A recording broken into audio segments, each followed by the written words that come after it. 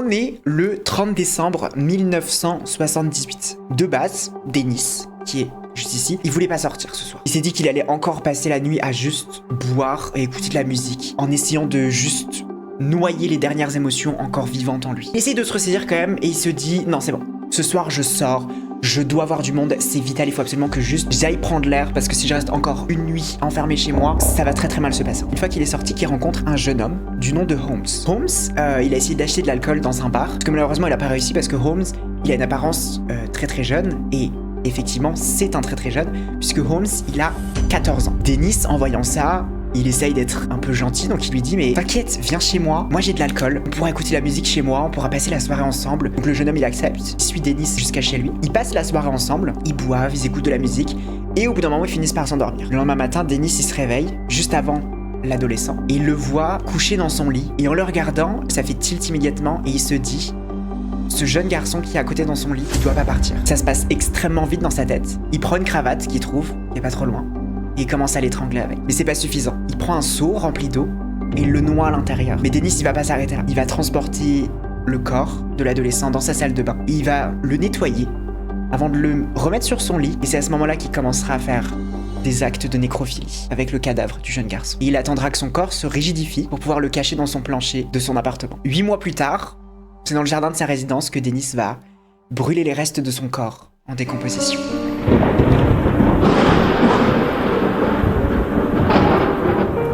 Mais pour comprendre comment est-ce qu'on en est arrivé là, on va faire un petit retour dans le passé pour comprendre la jeunesse de Dennis Leston. On est en 1945 maintenant, je vous ai dit on a fait un petit retour dans le passé, et Elizabeth Duty White et Olav Magnus Moksheim donnent naissance à Dennis Andrew Nilsson. Les deux là ils ont vraiment pas un mariage heureux, ils s'aiment pas. Lui il préfère clairement son boulot, il préfère rester au travail, c'est un soldat pour les forces norvégiennes, et elle reconnaît que c'était franchement un mariage qui a été fait à la va-vite, et c'est en 48 après 3 enfants qu'il décide de divorcer. Dennis lui c'est un enfant sage mais il est quand même curieux, il vit avec ses grands-parents, sa mère et son frère et sa sœur, et il est super proche de son grand-père. Son grand-père c'est un pêcheur, donc Dennis il se sent extrêmement seul et perdu quand son grand-père est en mer, mais quand il revient, c'est toujours pareil. Ils ont vraiment une très grande connexion, quelque chose de très très beau entre grand-père et petit-fils, et ils passent de super bons moments entre eux. En 1951, la santé du grand-père de Dennis décline, mais il continue de travailler. Et malheureusement, c'est en octobre 1951 qu'il mourra d'une crise cardiaque à seulement 62 ans. Son corps, il sera ramené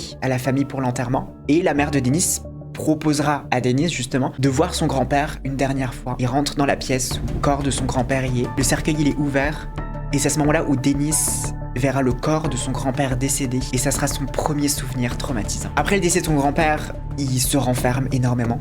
Il parle plus. Il refuse l'affection que peuvent lui donner les autres. Il commence à détester sa mère et sa grand-mère. Il ira même jusqu'à attendre au port en regardant au loin comme s'il attendait le retour de son grand-père.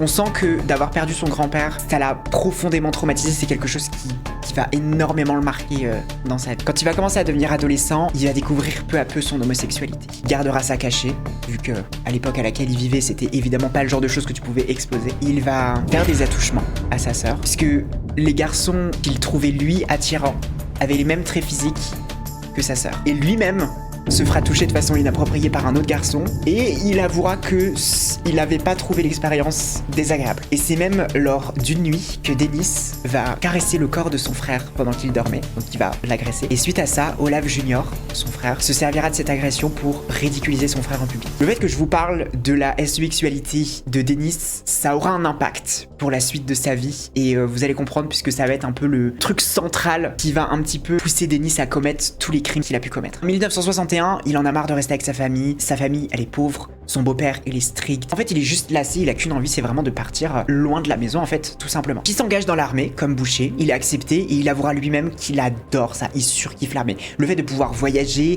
le fait qu'il y ait de la camaraderie, le fait qu'ils soient tous entre eux, tous entre mecs en fait si je puis me permettre, enfin bon, les gens qui ont fait l'armée et qui ont apprécié d'être à l'armée, vous pouvez sûrement mieux dire que moi, mais apparemment c'est super génial d'être à l'armée. Et même dans cet environnement qui est vraiment purement masculin, Dennis il continue de cacher sa sexualité jusqu'à un moment où après avoir bu beaucoup trop d'alcool, il se réveille dans l'appartement d'un jeune homme. Il sait pas où il sait pas comment est-ce qu'il est arrivé là, mais à ce moment-là ça réveille quelque chose en lui. Il commence à fantasmer sur le fait d'avoir des rapports avec des personnes inconscientes voire même morte. Il y a quelque chose qui vient de s'enclencher là, dans le cerveau de Dennis. Et à de multiples occasions, lui-même tentera de boire avec ses collègues de très grandes quantités d'alcool, espérant que l'un d'entre eux tente de faire quelque chose de sexuel avec son corps pendant qu'il est lui-même inconscient. À ce moment-là, je vous parle de ça, il a entre 14 et 22 ans. C'est une assez grande fourchette, je le reconnais, mais un âge qui est quand même relativement jeune, je trouve, pour avoir ce genre de fantasme qui se développe. En 72, il retourne vivre chez sa mère parce que sa carrière dans l'armée, elle se terminait. Il a fait son service, il a même été au Yémen et il avait besoin d'un endroit où juste réfléchir pendant quelques temps à savoir qu'est-ce qu'il allait faire de sa vie en fait, tout simplement après. Et sa mère lui parlera quand même à plusieurs reprises du manque de femmes dans sa vie. Elle veut que son fils il se marie, elle veut qu'il ait des enfants, une vie simple. Sa mère, elle veut ça pour Dennis en fait, parce que pour elle c'est son idée d'une vie sympathique. Mais Dennis, lui, ça l'intéresse pas. Lui, il est pas dans ça, et nous, on sait pourquoi, c'est parce que, évidemment, il est homosexuel. Et un jour, la famille, ils vont regarder un documentaire sur les hommes gays à la télé, et toute la famille ne manquera pas d'y aller avec les commentaires homophobes. À l'époque, on est en 72, c'est franchement pas très bien vu d'être une personne homosexuelle. Donc évidemment, l'homophobie, c'est quelque chose qui règne énormément dans toute la société. Sauf pour Dennis.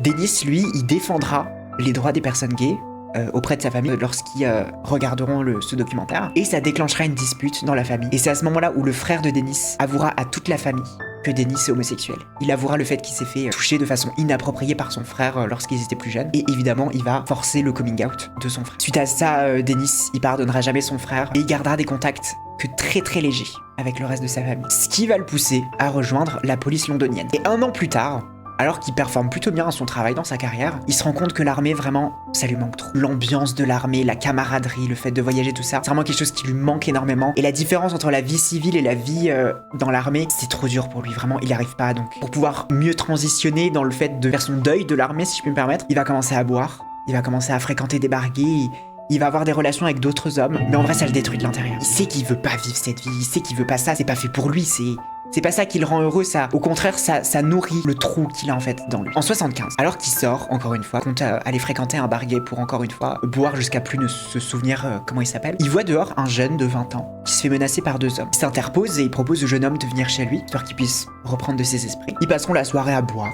à écouter de la musique. Et c'est vraiment dans la foulée qu'ils vont décider d'emménager ensemble. Ils vivront une courte relation ensemble et ça sera pas vraiment un couple à proprement parler, mais ils seront pas non plus comme des colocs. C'est en 77 qu'ils décideront de se séparer officiellement. Suite à quoi Dennis, il noiera son chagrin dans l'alcool et la solitude. Il se renfermera beaucoup sur lui, il consommera beaucoup d'alcool et c'est pas vraiment la rupture qui va le chagriner, mais plutôt le fait que toutes les relations qu'il va essayer d'entretenir après, elles tiennent pas du tout. Vraiment, il a ce truc où il arrive pas à créer de vraies relations avec les autres êtres humains comme d'autres personnes peuvent le faire en fait, tout simplement. Et quand l'alcool ça suffit plus, c'est alors qu'il va commencer sa série de meurtres, en commençant par Holmes, qu'on a pu voir au tout début. Un an après le meurtre de Holmes, il s'attaquera à un étudiant canadien nommé Kenneth. Les deux vont boire dans un pub. Dennis lui proposera de venir dans son appartement pour finir la soirée. Kenneth, il va accepter. Ils iront acheter de l'alcool sur le chemin. Et Dennis finira par étrangler Kenneth avec le fil de ses écouteurs. Il ira même jusqu'à le traîner au sol en le tirant par le fil de ses écouteurs, encore serré autour de son cou. Et après ça, il le posera là, à même le sol, et il se servira un verre de rhum et il écoutera de la musique. Et le lendemain, il ira racheter une caméra Polaroid et il prendra en photo le cadavre de cet homme dans des positions suggestives. Après, il laissera le corps là, sur son lit, pendant que lui regardera la télévision. Et au final, il se décidera à l'emballer dans des sacs plastiques pour le cacher, lui aussi, dans son parquet. Alors là, vous devez sûrement vous demander comment est-ce qu'il a fait pour cacher ces deux personnes dans son parquet, parce que évidemment, on pense le parquet basique, c'est-à-dire le sol avec le parquet posé dessus. Mais à l'époque, en gros, c'est un parquet un petit peu comme ça. C'est pas chez lui, hein, je précise une image que j'ai trouvée sur internet. Le sol de la maison qui est vraiment très profond. T'as une espèce de squelette en gros du parquet, puis après t'as le parquet. Tu peux cacher des trucs à l'intérieur, notamment des cadavres comme Dennis a pu le faire. Et à de multiples occasions, il va prendre le cadavre de Kenneth pour le mettre sur une chaise à ses côtés, pendant que lui regardait la télé. Il va vraiment le poser à côté de lui sur une chaise, un peu comme, je sais pas si je peux qualifier ça de trophée, un peu comme une poupée, mais il y a quand même pas mal ce truc de, il aime se servir des gens un peu comme il veut, en fait, tout simplement. Il s'attaquera aussi à un autre jeune garçon de 16 ans, Martin DeFay. Et Martin, il avait fugué de chez ses parents, et Dennis, pareil, lui avait proposé de se réfugier chez lui. Le jeune, il était épuisé, affamé. Évidemment, il a fugué de chez ses parents, il a probablement pas d'argent, pas de nourriture, pas mangé depuis longtemps, il doit être complètement épuisé, donc évidemment, il accepte immédiatement. Et une fois Martin endormi, Dennis va l'étrangler tout en s'asseyant sur son torse. Suite au meurtre, il prendra un bain avec le cadavre et il qualifiera le corps de l'adolescent comme étant le plus jeune qu'il n'a jamais vu. Il placera son corps comme un trophée en fait sur une chaise de sa cuisine avant de performer de nombreux actes de nécrophilie avec. Et pendant 2 jours, le cadavre de ce jeune homme sera rangé dans un placard de sa cuisine et quand les premiers signes de décomposition arriveront, c'est-à-dire le corps qui gonfle en fait, il le placera lui aussi dans son parquet. Évidemment, la quantité de personnes mortes qu'il y a dans son parquet, ça attire énormément d'insectes, ainsi qu'une odeur absolument immonde, absolument ignoble. Il raconte lui-même que certains cadavres avaient des larves, des asticots qui sortaient de leur crâne, et même avec tout l'insecticide qu'il aspergeait 2 fois par jour chez lui, ça suffisait pas. Il avait même, il mettait des bombes de déodorant en fait qu'il mettait dans son parquet afin que ça puisse désodoriser l'endroit. Soyons honnêtes, il n'y a pas assez de désodorisant sur Terre pour camoufler l'odeur d'un cadavre. Quand les corps de ses victimes prenaient trop de place, c'est alors qu'il a décidé de faire un énorme feu dans la cour de sa résidence avec des pneus. Parce que si jamais il allait juste brûler les cadavres, évidemment il allait avoir l'odeur de la chair brûlée. Donc il a décidé de mettre des pneus en même temps pour cacher en gros cette odeur putride en fait tout simplement. Et il y aura même 3 enfants qui viendront observer le feu dans la cour de leur appartement. Bien évidemment n'étant pas au courant qu'ils étaient en train de regarder un psychopathe nécrophile en train de se débarrasser de ses victimes. À un moment, le propriétaire de son appartement, il viendra lui demander quand même de partir de l'appartement parce que celui-ci avait besoin de faire quelques rénovations. Et Dennis au début il va refuser. Il va dire qu'il a pas le temps, il peut pas, que non, puis en même temps, il a littéralement des cadavres dans son parquet donc il ne peut pas partir. Et au final il décide quand même de partir. Entre le moment où il a fait son premier feu et le moment où son proprio lui demande de partir, il a quand même fait 5 autres victimes. Donc il y a quand même du monde dans son parquet qui va refaire encore un autre feu, encore brûler les restes de ses victimes. Et c'est à ce moment-là où il va décider de effectivement partir. Dans la foulée, il va déménager, il va changer d'appartement et il continuera ses meurtres, mais cette fois-ci dans un autre appartement. Toujours le même mode opératoire. Il rencontre des hommes dans un bar, il leur propose de boire chez lui, il les étrangle, une fois qu'ils sont inconscients, il les noie, et ensuite il nettoie leur corps. Et c'est après son espèce de rituel où il va commencer à performer des actes nécrophiles sur ses victimes. Il y a une de ses victimes quand même qui va réussir à se défendre. Il le rencontre dans un bar, il le ramène chez lui, tout ça. À un moment, la personne va se rendre compte qu'il est en train de se faire étrangler par Dennis. Il va essayer de se réveiller, il va essayer de se débattre en fait contre lui. Et malgré que Dennis l'étrangle et le noie, il arrive quand même à tenir bon. Dennis, il va même finir par le placer sur une chaise, comme il a fait avec d'autres de ses victimes, dans son appartement, parce qu'il pensait qu'il était mort. En fait, il respirait encore. Alors Dennis, en voyant ça, je ne saurais pas vous expliquer pourquoi, mais il essaye de le réanimer. Alors il le prend, il lui met des couvertures pour le réchauffer, il essaye de lui faire un massage cardiaque, de lui faire du bouche à bouche, et au final, il arrive à se réveiller. Et c'est après que Dennis va encore continuer de l'étrangler. Et il va continuer ça à de multiples reprises pendant 2 jours, où cette personne va se faire étrangler, puis il va se faire réanimer, puis il va se refaire étrangler, puis il va se refaire réanimer, jusqu'à ce que Dennis il en ait marre et qu'il l'abandonne à une gare. En 1983, Dennis il aura quand même le culot de se plaindre à son proprio que les canalisations sont bouchées chez lui. Il y a quelqu'un qui va essayer de venir chez lui pour essayer de régler le problème. Lui il va refuser que cette personne elle rentre. Pourquoi est-ce qu'il a refusé que cette personne elle rentre ?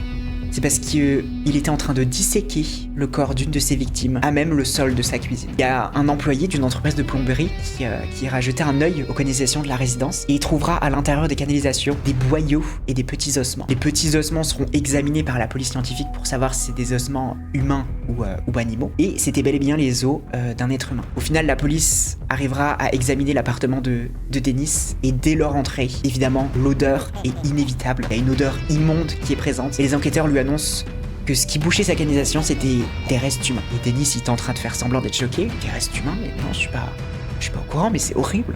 Et qui a bien pu faire ça? Sauf que les enquêteurs, ils le croient pas du tout.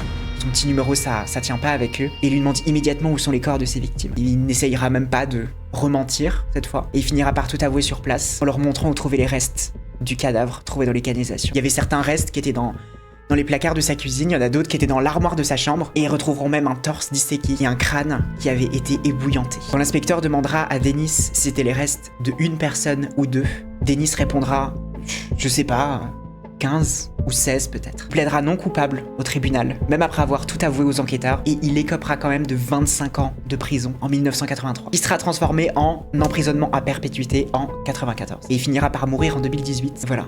C'était l'histoire de Dennis, sûrement l'un des plus grands serial killers de Grande-Bretagne, qui cachait des gens dans son parquet.